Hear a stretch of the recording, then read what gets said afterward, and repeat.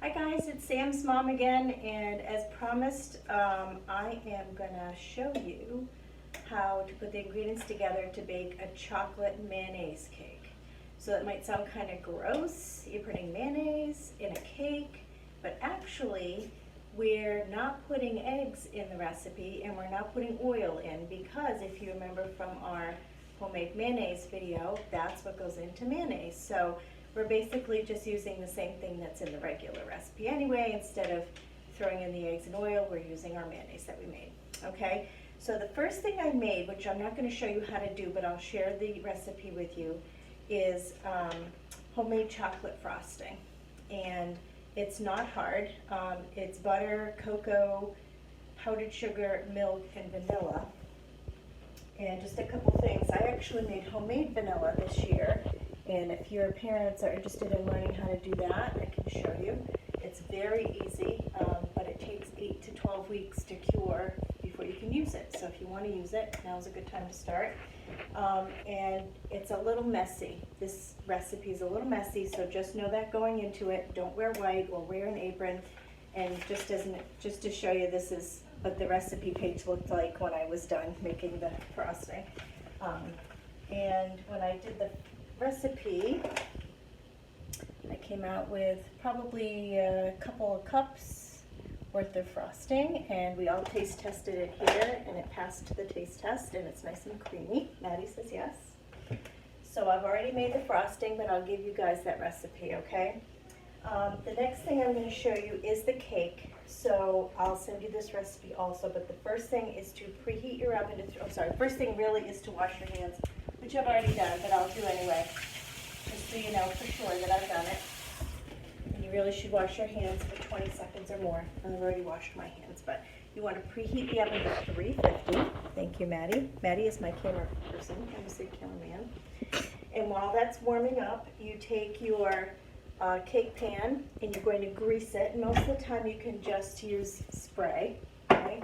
But then the recipe calls for you to flour your pan. So this can get a little messy, and most of us aren't used to doing this because with cake mixes, there's enough flour in the mix that it sort of flours the pan. But what we're going to do is, because we're making from scratch, is once you have greased the pan, you're going to want to flour, and this keeps the cake from sticking. Okay, and that's, you don't want sticky cake. You want cake that you can eat. All right, so I just have this little filter here you can use. All right, so for now I'm going to leave that right there. And basically this is such an easy recipe. All the ingredients on this, we're just going to put it right in the bowl.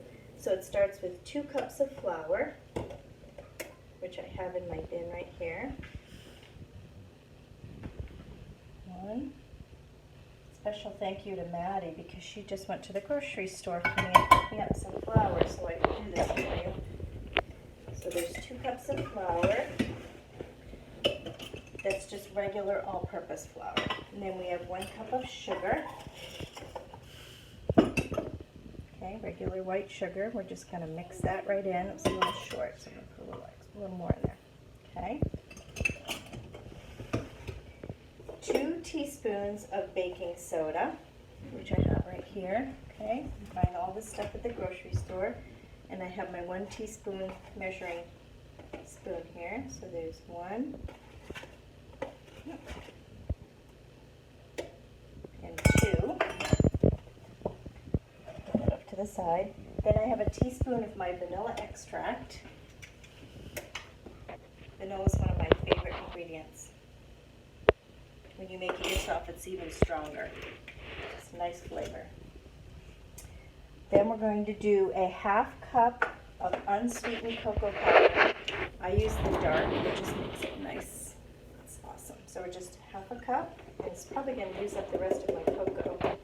It is, because I just used a whole bunch for that frosting. It takes care of that.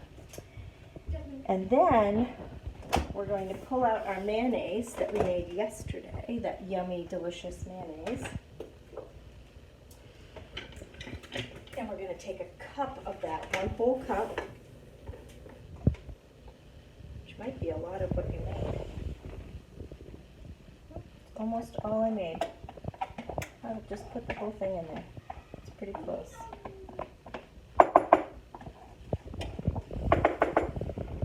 It's okay. I used all my mayonnaise, but that's okay because I know how to make more. All right. 1 cup of mayo. So creamy. Yummy. You don't want to waste any. Get all of that out of there. There we go. And then finally, 1 cup of lukewarm water. Lukewarm water is a little bit warmer than room temperature. Room temperature is about 70 degrees, so lukewarm is about 75 to 80 degrees. So just a little bit warmer than room temperature. We're just going to add that right in. So that's all the ingredients right there. So now I'm going to get the proper utensil. And be very careful because you'll splash this. Once it starts to combine, and you can put a little more elbow grease into it. Oh, and my oven is warm. Ready to go. I want to make sure you get all the stuff off the sides. And now that I've got most of it mixed up, I'm actually going to switch to a whisk.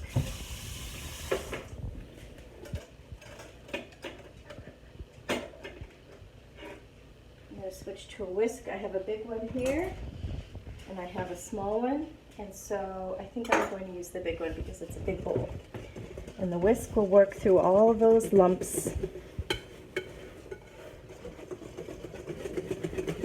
It's already getting smoother. This might be tiring for your arm, so you can take turns with your little brother.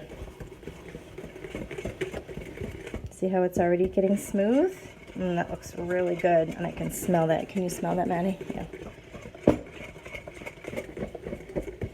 So if you have a mixer at home, this might be a little less elbow grease work, but it didn't take us very long to get that the way that we wanted it, and it doesn't have to be perfect. It's homemade. So we're just going to get off as much cake batter as we can. Go back to our rubber spatula. We're going to pour it into the pan.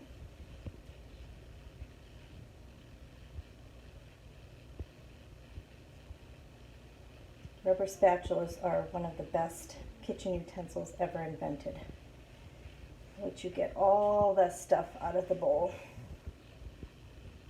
You just worked hard to make that cake batter. You don't want to miss any of it.